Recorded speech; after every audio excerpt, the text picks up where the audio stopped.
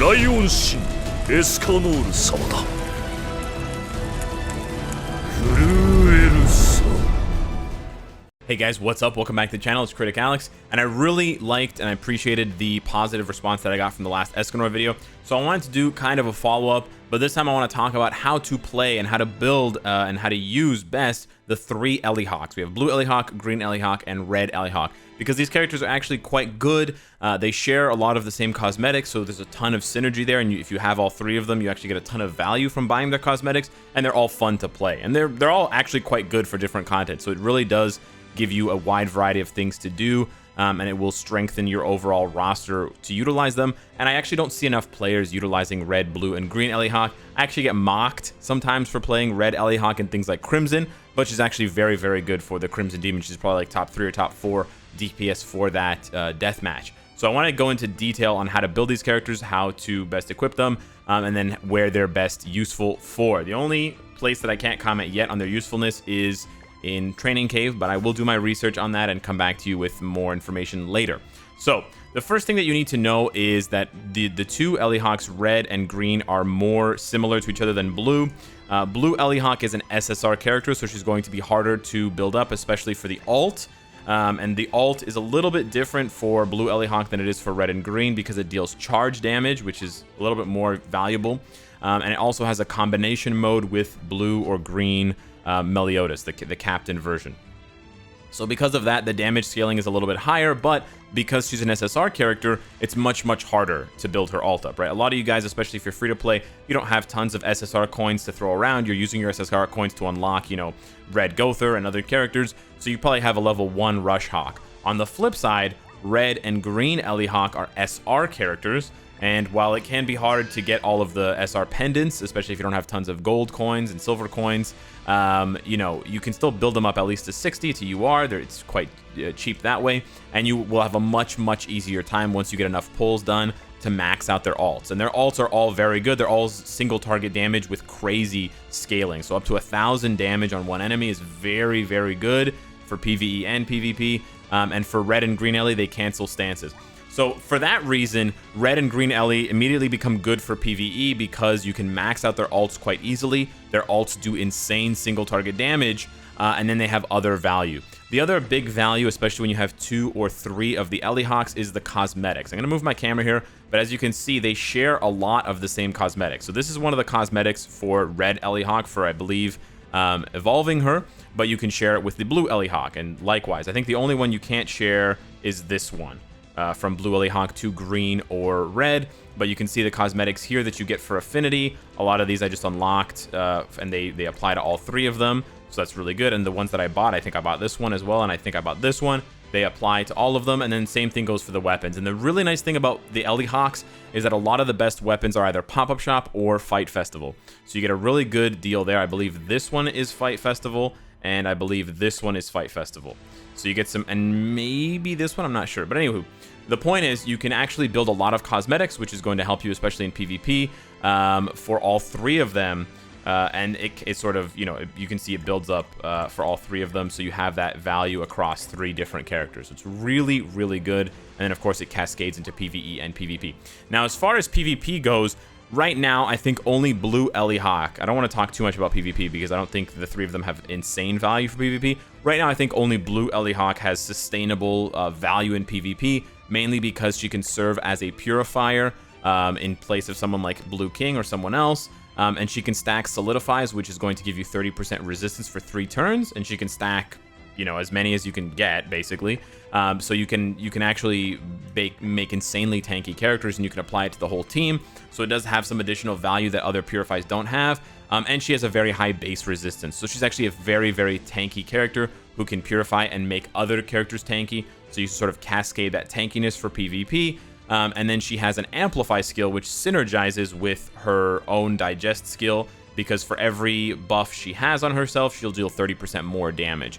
So you can actually build her for PvP very tanky. You could build her attack defense, but you could also probably build her HP defense to make her super annoying to kill. And she'll still be able to pump out damage, because if you get, let's say, 2 or 3 digests, that's going to multiply your damage by 50% for a level 1. So your bronze is dealing 270, which is your silver. Your silver would deal 360, which is, you know, not too far off from your gold. So you can see how her damage can scale very well, even if you don't have an attack set. On top of the fact that she then synergizes with anyone else that gives buffs. So, you know, like gold Arthur buff, but even bronze Arthur buff, if you just buff her, that immediately gives her 90% extra damage. So blue Ellie Hawk, you know, synergizes and scales well in PvP because she gives herself buffs, and she also synergizes super well with anyone that gives buffs, which includes things like buffs from, you know, Green Merlin and Red Griamore from the shield, Gother's level 3 gold buff on Invasion Arrow. All of those buffs will count towards scaling her damage, and you know, with her insane base stats for defense, she actually does very, very well. The other two Ellie Hawks don't have much value for PvP, to be honest with you.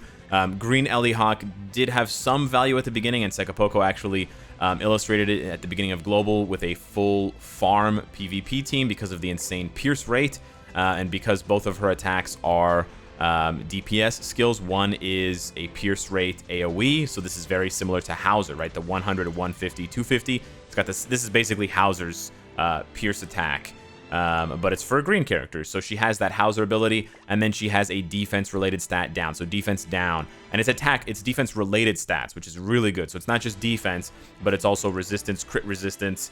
So she really, you know, has a more flexible set. And that 180 damage includes the defense-related stats down for 20, 30, and 40%. So it's got good scaling for single target. Well, the level 1 and level 2 don't do any scaling, but it does have defense-related stats increasing. And then it also will help your team do more damage. But generally speaking, nowadays, you don't see any green Ellie Hawks in PvP, and you don't see any red Ellie Hawks in PvP. So, okay, so why are they good? Why do you still want to build them up? If blue Ellie Hawk is the only one that's really good for PvP, well, they're really good for most other PvE content. So we're going to start with red Ellie Hawk. She has charge, which ignores defense, and it's got amazing scaling, 200, 300, 500. It's like beautiful scaling. So the damage is disgustingly good. And then on Hawk Knight Rush, she has decent scaling up to 360, and she has remove buffs and disable buff and debuff. Now, the disable buff and debuff is important because you can actually get away with not freezing on Red Demon. So Red Demon is actually the raid where she's going to shine the most, the Red Demon Deathmatch. She is the highest, I believe, single target DPS that we have right now for Red Demon because we don't have Hell Mode yet. Hell Mode, you cannot bring any attribute other than the advantageous attribute, which would be blue. But for now, I believe that she's #1 for like fastest kills because of how insane this scaling is with invasion arrows and freezes. She does like easy 300-400k one-shots each phase of the fight, just with Gother without any other buffs. And then not to mention her ult, you know, 1,000 damage right there. But what's really cool for the Red Demon specifically, if you still have a Gustav and a Gother, right? So you look at the Red Demon team, and you'll often see these teams. This team right here, you can actually lock out the Red Demon without freezing, because Red Ellie, and this is where she has even more utility. Her second skill here disables buff and debuff skills. So the Red Demon cannot do the, I believe it's the fire attack that has a buff on him, or I guess it would apply a debuff to you with the fire damage. And then Gother has the attack seal, which will prevent the regular attack that he does. I believe he throws fireballs or something like that, or he like hits you. And then Gustav, even if you don't have the freeze, where is Gustav? Gustav is hiding from me. Even if you don't have the freeze, Gustav's other ability, the Blizzard Axle, I believe it's called, has recovery rate skills, and that would be the sort of where he sucks up the souls.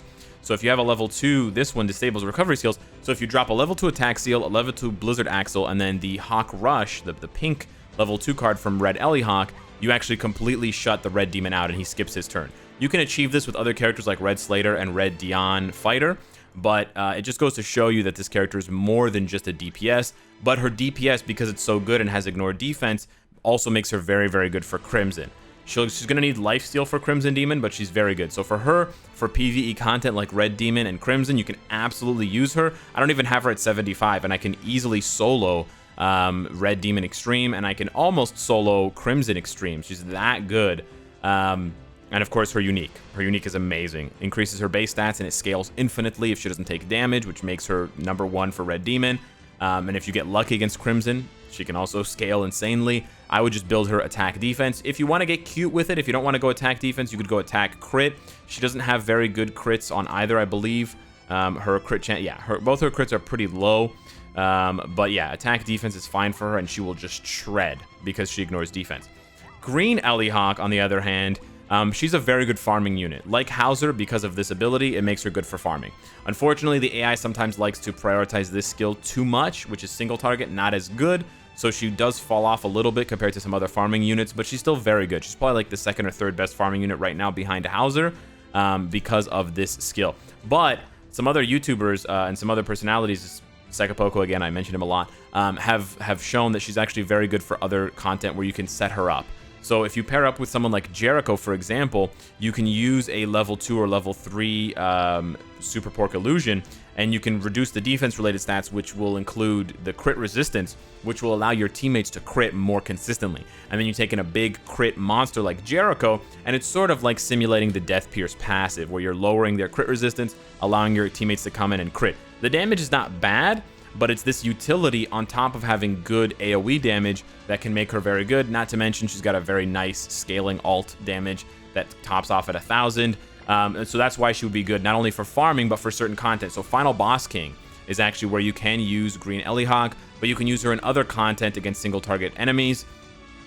Not going to be very good in any of the death matches, but, you know, better than nothing, and, you know, will have utility in the future because of the up to 40% decreased defense-related stats, which synergizes so well. You could probably use her for Knighthood boss if you're desperate or if you don't have other buffs. I don't think it would be as good as buffing Jericho because you don't get points in the Knighthood raid for that, but it's something that I haven't tried out myself, but she is good. And then finally, Blue Ellie Hawk.